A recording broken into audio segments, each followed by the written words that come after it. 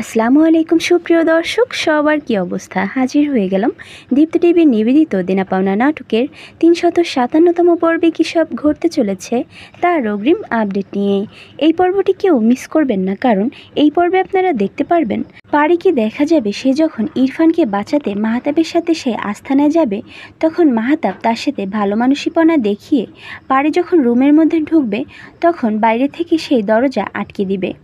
পরবর্তীতে পারি যখন ইরফানকে দেখে আবেগ আপ্লুত হয়ে কান্নাকাটি করতে থাকবে, ঠিক তখনই মাহাতাব পিছন থেকে এসে তাদের দুজনের মাথায় আঘাত করে তাদেরকে সেন্সলেস করে ফেলে দিবে এবং তাদেরকে পরবর্তীতে মেরে ফেলার অর্ডার দিয়ে ওখান থেকে চলে যাবে। পরবর্তীতে যখন মাহাতাবের সেই লোক পারির গলায় তার পেঁচিয়ে তাকে মেরে ফেলতে শুরু করবে, ঠিক তখন ইরফানকে দেখা যাবে সে পিছন থেকে লাথি মেরে সেই লোককে ফেলে দিবে এবং অনেক চেষ্টার পরে সেই লোকের গলায় তার পেঁচিয়ে তাকে মেরে ফেলতে সক্ষম হবে এবং সাথে সাথে সে পারির মুখে পানি দিয়ে তার হুঁশ ফিরাবে। পারির হুঁশ ফিরলে যখন ইরফান পারিকে মাহাতাবের বিদেশে পালিয়ে যাওয়ার কথা বলে ফেলবে, তখন পারিকে দেখা যাবে সে সাথে সাথেই এই বিষয়টি নাদিয়াকে ফোন দিয়ে জানিয়ে দিবে।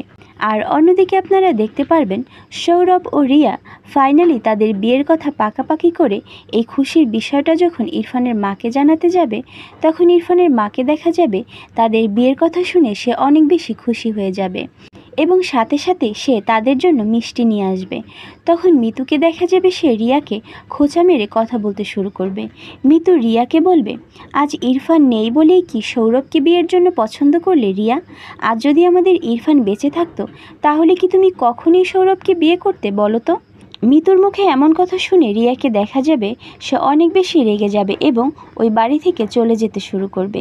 সে যখন রাগ করে তাদের দরজা খুলে ওই বাড়ি থেকে চলে যেতে শুরু করবে, ঠিক তখনই সেখানে ইরফান এসে হাজির হবে। ইরফানকে দেখে সেখানে উপস্থিত থাকা সবাইকে দেখা যাবে তারা অনেক বেশি অবাক হয়ে যাবে।